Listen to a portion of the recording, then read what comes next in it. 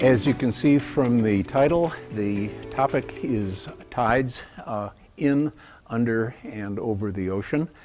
This may be a little more general than you had thought. I'm not spending much time talking about tides under the ocean or tides over the ocean, atmospheric and earth tides.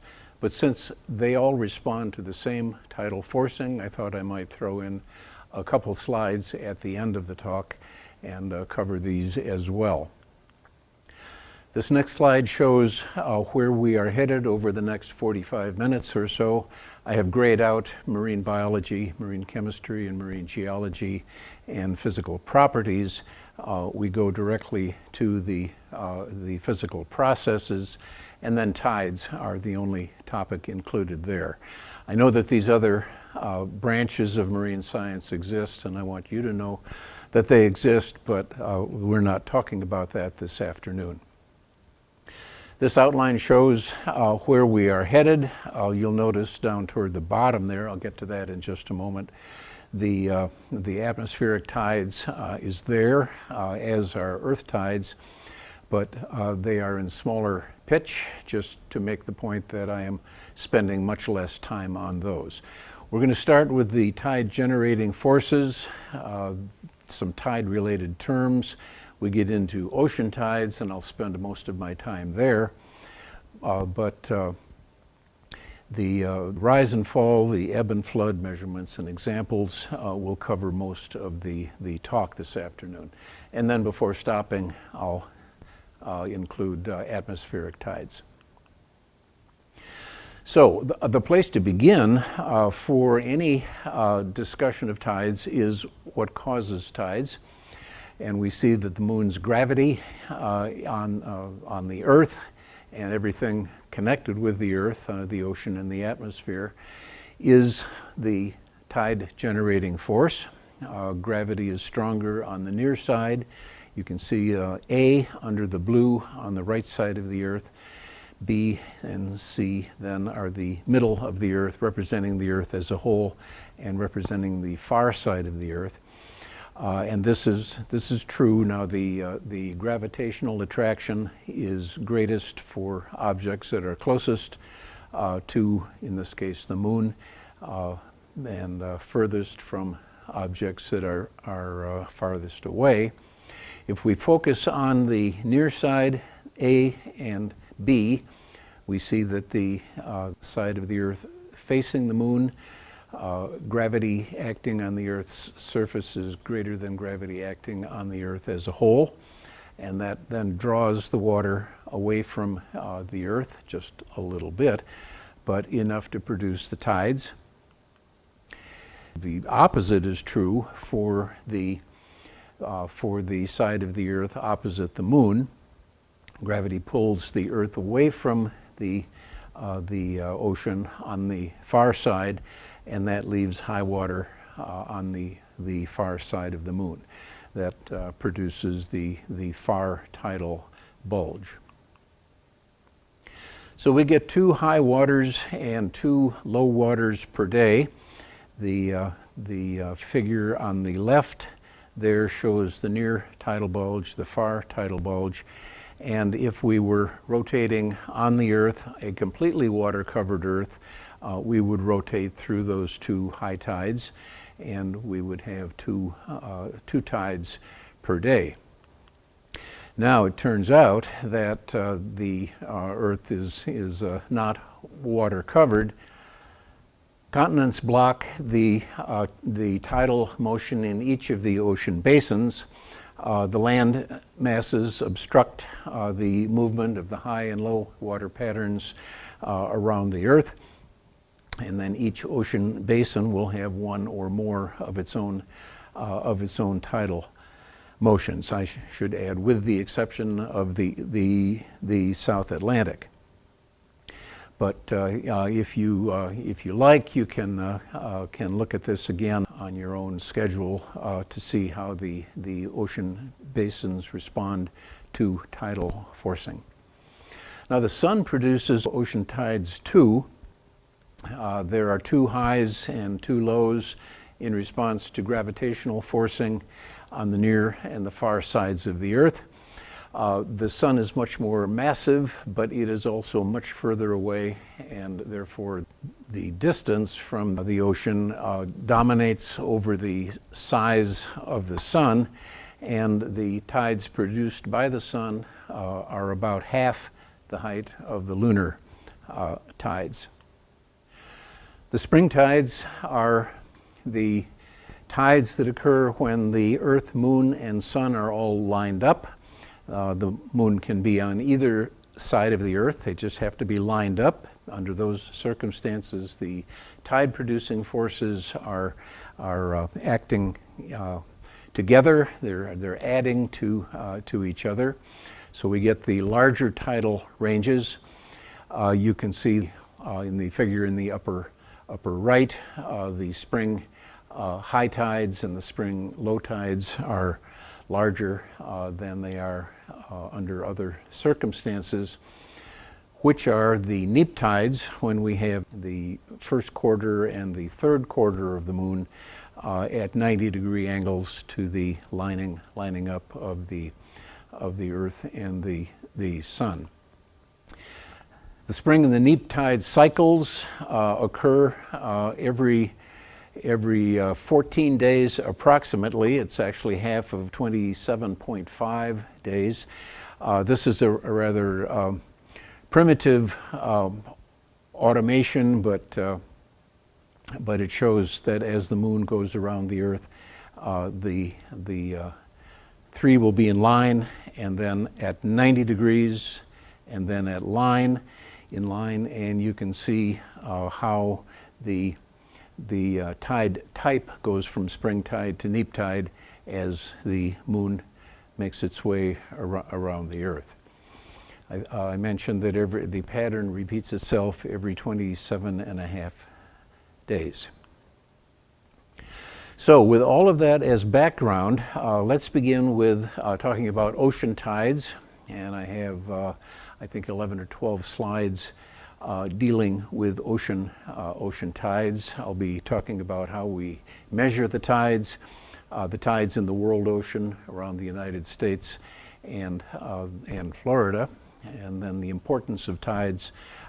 Two categories: one, flushing, which will occur any place we have tides, and then energy, which can occur any place we have tides large enough, and I'll come back to that when I get to that slide. We can think of tides in two different ways. The picture over on the left shows Sebastian Inlet. We can think of tides in terms of the flooding and the ebbing that occur in an inlet in the Indian River Lagoon. That will be the next slide. The figure on the right shows that we can also think of tides in terms of the rise and fall in water level. This is a picture taken during the installation of a current meter, just records the current, whatever it would happen to be, in the intracoastal waterway. That, if you can see that, it's marker 132, about halfway between Sebastian Inlet and Fort Pierce Inlet. Coming down the Indian River Lagoon to Harbor Branch, we have a marker there, which I'll show you in the next slide, marker 171 or 172. We put a recording current meter there and found that the tidal excursion, the horizontal distance back and forth, is 5.5 kilometers. That depends upon the strength of the tide. It will vary at any given location depending on whether we're talking about spring tides or neap tides. Measuring water levels, well, that has changed quite a bit. For a starter, I'm going to begin with the water level recorder that we used in the Keys back in the early 1980s. With a tide gauge, and that is shown on the left. We're working on it, and it's about ready to be covered up on the right. The old ones, the ones you see here, are the tide gauges that recorded on chart paper. That worked fine, except we would then have to go hour by hour and pull the water level reading off the chart paper and put it on the computer. The new ones are electronic. They are much better. We don't have to change the chart paper. We do have to change the batteries, so it might not be completely foolproof. But for both of these, for the electronic and for the chart paper type current meters, we have to put the tide recorder on the dock or on the pier, on the bulkhead. Another way then, which gets us away from the dock or the pier or the bulkhead, is using a pressure recorder. Pressure is the weight of the overlying water, so if we put the pressure recorder on the bottom, we will have a variation in pressure. Even though the pressure recorder doesn't move, we'll have a variation in pressure as the tide above goes from high tide to low tide. Best of all is the satellite way of measuring the tide, measuring the height of the surface. Typically, the satellites are at 700 to 900 kilometers, and even at that relatively great height, we can record water level to within 2 centimeters. The intertidal zone is the region between the high tide line and the low tide line. It's the tidal range. It is shown over here in the lower right. I took the picture at low tide, so we could see the entire tidal range. At Harbor Branch, the tidal range is about 20 centimeters. Some marine life can tolerate a mix of exposure and inundation. Barnacles are an example of this. They just close up when water level falls to the low tide end of the tidal zone, and then they open up when water levels rise, and they can get oxygen out of the water. Above the high tide line, it's fine for animals that need air all the time. Below, it's fine for animals who need water all the time. But the intertidal zone itself is a fairly difficult place for animals to live because they have to close up. The tidal range at Harbor Branch is 20 centimeters, low tide left, high tide right. If we go down to the Fort Pierce Inlet, again you can see low tide left, high tide right. Go across the Straits of Florida to the Bahamas. Now it's up to 63 centimeters. And rather than just work my way up to the world's highest tides, let me take you there. And this is a picture of the Bay of Fundy in the lower right. The upper right gives you a picture of the hemisphere to show you where that is. The Bay of Fundy is often reported as the world's highest tidal range. There can be, under spring tide conditions, there can be as much as 16.6 meters, 16 and a half, make it easy to remember, tidal range over the course of a 12-and-a-half-hour tidal cycle. Specifically at the eastern end of the bay, we have the Minas Basin, and that is where the highest tides are recorded. Tides in that area are very important. As you might guess, you can cast off in the Bay of Fundy, but at low tide you can't leave. The lower right picture shows that you're on the bottom and you'll have to wait for the tide to come up.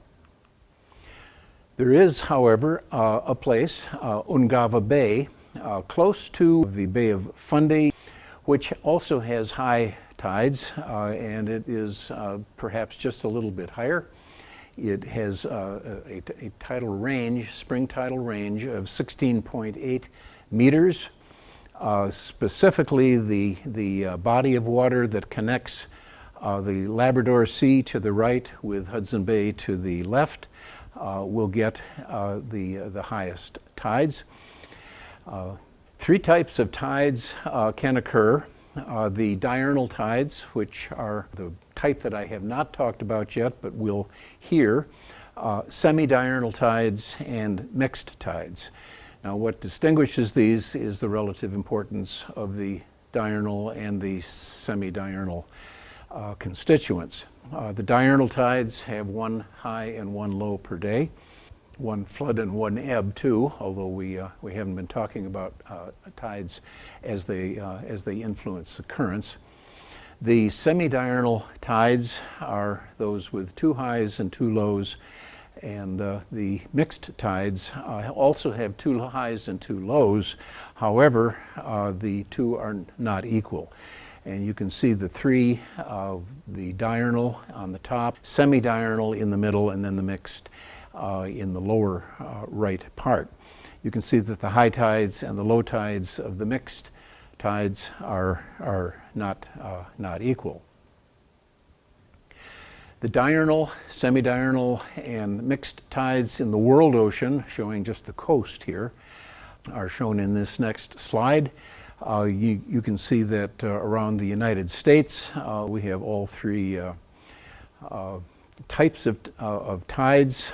The east coast, our coast, is a semidiurnal tide region. The west coast is a mixed tide region.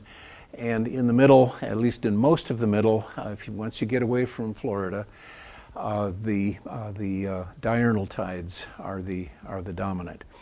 Elsewhere in the ocean, it looks like it's about split up equally between the diurnal tides and the semidiurnal tides. On the east coast of Asia and the east coast of Southeast Asia, there are some regions of diurnal tides there, and a little place in Antarctica. But other than that, it's divided approximately equally between the diurnal tides and the semidiurnal tides.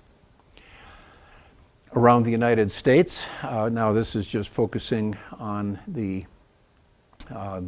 point that I made in the previous slide. You can see the semidiurnal tide running down the east coast of the United States, the diurnal tide in the Gulf once you get out away from the panhandle of Florida, and then the mixed tides are down the west coast. The tides around the Florida are shown here. Again, the diurnal tides along the panhandle, the mixed tides down the Gulf side of the peninsula, and the semidiurnal tides down the east side of the peninsula. Tidal bores are one version of a tide as it moves up a river. We don't have them here in Florida. We might start then with breaking wind waves, just to give you the analogy here. Just as wind waves break as they come ashore, the tidal waves can break if they are large enough amplitude and build fast enough before they pan out. Tidal bores can occur in a river. It's a breaking tidal wave, just like the breaking wind waves break on shore as they come on shore. They can be used. Now, this is an English tidal bore. I don't know the river. It could be the Barron River, but wherever it is, it's being used by surfers. They are surfing up the river, and then they drift back with the current. The Qiantang River tidal bore is an example of a respectable tidal bore. It moves up a river. And we'll occasionally draw, in some places anyway, we'll draw spectators to watch. It is respectable, but watch out. The two figures on the right are showing the effects if you get too close under spring tide conditions. The upper figure is just at the start of the breaking wave, breaking over the bulkhead, and the lower figure on the right shows the effect. It's after the wave has broken and starting to wash back. Why are tides important? I've got two reasons. One reason why tides are important is that they can flush out an estuary. Now, I'm using Indian River Lagoon as an example here. Without tides, Indian River Lagoon would go completely fresh, almost completely fresh. But the tides draw the water out as it accumulates inland. I'm using Taylor Creek, which is near Fort Pierce. Taylor Creek as an example. This is about midway through the ebb tide, showing the water being drawn out through Fort Pierce Inlet.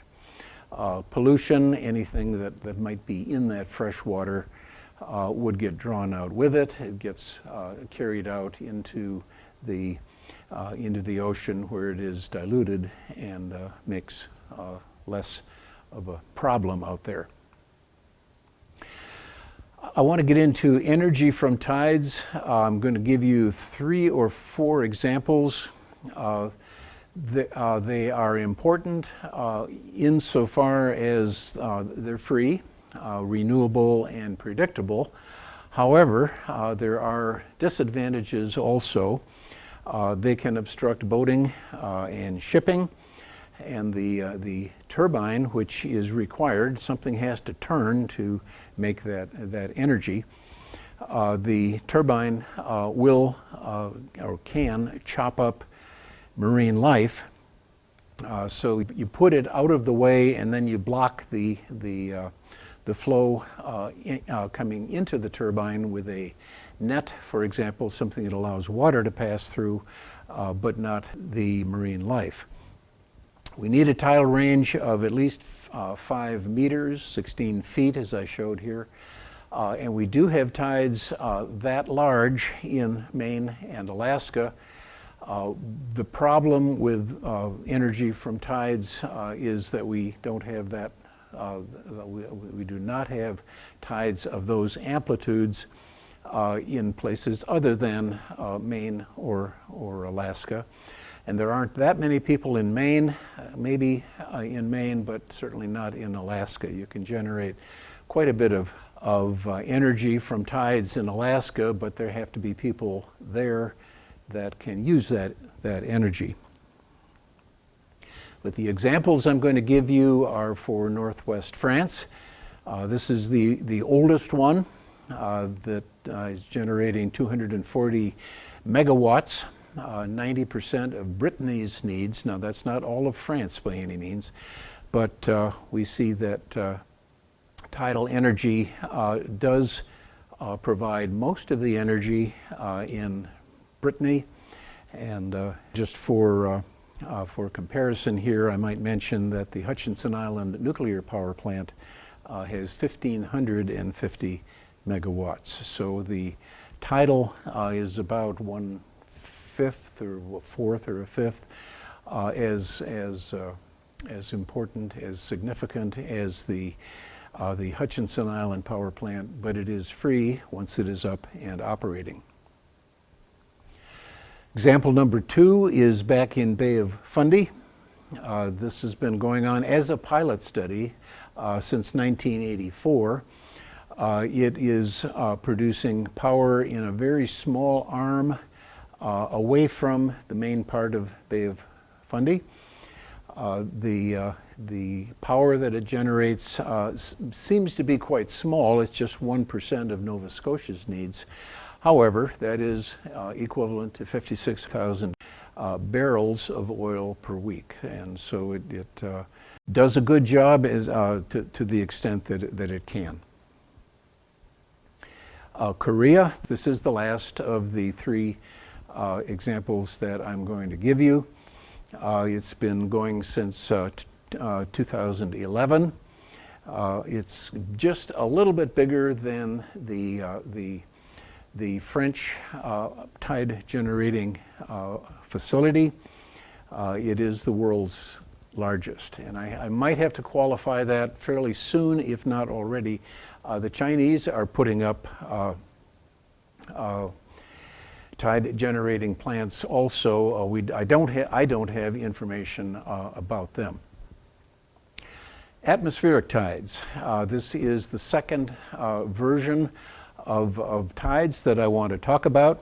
Earth's atmosphere doesn't have much mass, but it is also attracted by the moon's and the sun's gravity. In the same way, when the Earth, moon, and sun are lined up, we get high tides, we get unusual spring tides in the atmosphere, and when the Earth's orientation with the moon is at 90-degree angles, then we get the Neap tides. Everything else is exactly the same. The example that I want to give you here is from the Florida Keys.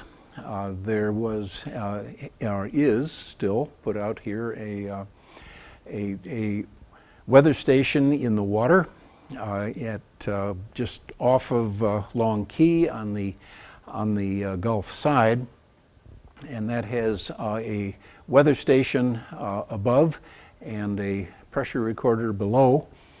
The two are working simultaneously, but they are not recording the same thing.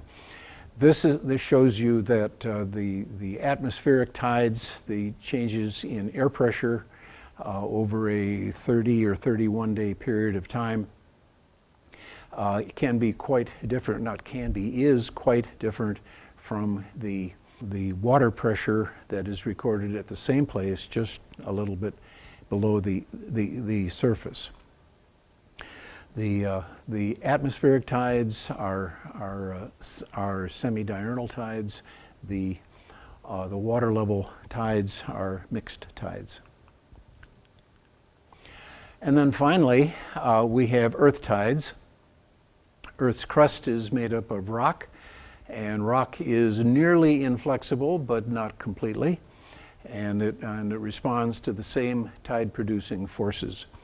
The Earth's tides have been raising and lowering, raising or lowering. The ground that we are on, that you are on when you watch this, that I'm on when I record this. Because the Earth's crust is so inflexible, however, it's only rising up about 40 centimeters or so, and then drops back down. So this brings us to the end of the talk. The ocean tides are the tides in the ocean. The atmospheric tides are the tides over the ocean, and the earth tides are the tides under the ocean. And I will wrap this up in 60 seconds. All tides, whether in the ocean, below the ocean, or above the ocean, are a response to the same gravitational tide-producing forces produced by the sun and the moon. We can think of tides in two different ways, however. At least in the ocean, the water level, the vertical part of the response, and the currents, which are the horizontal part of the response. The highest tides are in Canada, but now we're not so sure. Bay of Fundy, maybe, but it's looking like Ungava Bay is going to take over as the region where tides are greatest. Three kinds of tides are found, at least in the ocean. They are the diurnal, the semidiurnal, and the mixed tides. So what? Well, we have to take two different approaches here. One, the effect of tidal flushing on maintaining water quality. And then there is also the fact that tides can produce energy if they are in a region where they are of large enough amplitude. I should add here that tides can produce energy even when they are small, but they're just not cost effective. And then finally, the tides are not just in the ocean. I think I have made that clear. Even though I have been emphasizing tides in the ocean, I have made the point that tides occur in the atmosphere and in the surface. And that is the end of the talk.